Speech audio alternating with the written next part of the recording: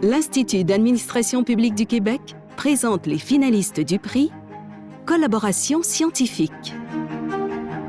Finalistes: Laboratoire de sciences judiciaires et de médecine légale et Ministère de la Sécurité publique. Réalisation: Patronyme, l'ADN au service de la justice et des familles de victimes. Ce qu'on voulait faire, c'était donner des pistes d'enquête dans des dossiers non résolus. On en a des centaines de dossiers non résolus au laboratoire, de crimes majeurs, homicides, agressions sexuelles en série, pour lesquels on a de l'ADN. Puis on n'a pas réussi à identifier l'individu à l'origine des crimes. Avant de lancer le projet, on a fait des tests, puis on a remarqué qu'on avait 50% de taux de succès. Donc, 50% des fois, on obtenait le bon nom de famille. On l'a utilisé dans plusieurs dossiers, notamment celui de l'homicide de Guylaine Potvin, pour lequel le patronyme numéro 1 s'est avéré le bon, et puis le suspect a subi son procès et a été déclaré coupable. Tous les hommes d'une même lignée paternelle partagent non seulement le même chromosome Y, mais aussi le même nom de famille. Et puis là, c'est ça la piste d'enquête qu'on donne maintenant. On donne des noms de famille à enquêter aux enquêteurs.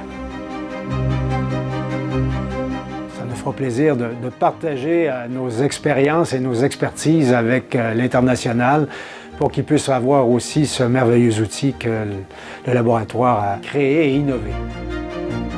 Finalistes: Centre intégré universitaire de santé et de services sociaux de l'Est de l'île de Montréal et Centre de recherche de l'Institut universitaire de santé mentale de Montréal.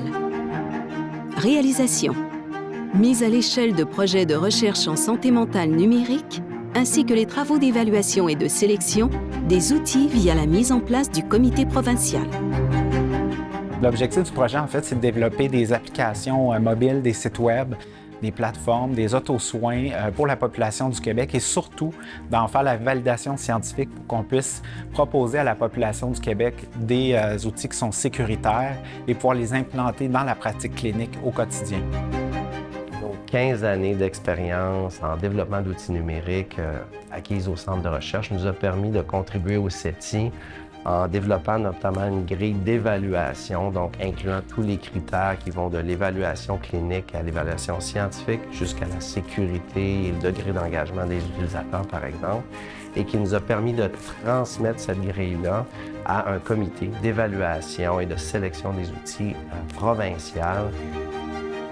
On a déjà beaucoup d'intérêt actuellement de plusieurs autres nations, notamment aux États-Unis, également au Canada, où on est également impliqué auprès de la Commission pour la santé mentale du Canada. Donc, beaucoup d'intérêt un petit peu partout et nous inspirons également des autres pour faire mieux pour la population du Québec et avoir de nouveaux outils adaptés en santé mentale numérique et ainsi augmenter l'accès. Finalistes: Ministère de l'Éducation. Réalisation: Projet d'intelligence numérique en éducation. L'objectif du projet, qui a été lancé en mars 2022, vise à valoriser les données que nous avons dans le réseau d'éducation et au ministère de l'Éducation au profit de la réussite éducative des élèves. Le succès du projet repose vraiment sur un écosystème qui regroupe le ministère et son réseau. En fait, c'est un ensemble de chercheurs en sciences de l'éducation, mais aussi en intelligence artificielle qui travaillent ensemble dans un but commun, soit pour les acteurs du réseau. Dans le fond, en fait, on essaie vraiment de passer de la théorie à la pratique puis de répondre à un réel besoin des milieux de pratique. C'est vraiment à travers ça qu'on arrive à faire une montée en compétences des centres de services scolaires et des commissions scolaires du Québec. Bien, le développement de cette solution en intelligence artificielle, ça vise à soutenir en continu le besoin incontournable de la prévention du décrochage scolaire. Pour moi, c'est un exemple concret et puissant de cette nouvelle force.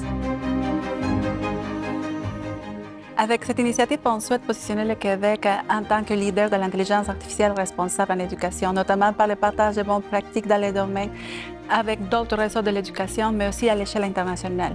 Les mandats menés par ce projet sont mutualisables à même le réseau de l'éducation, mais aussi avec d'autres entités de la fonction publique québécoise.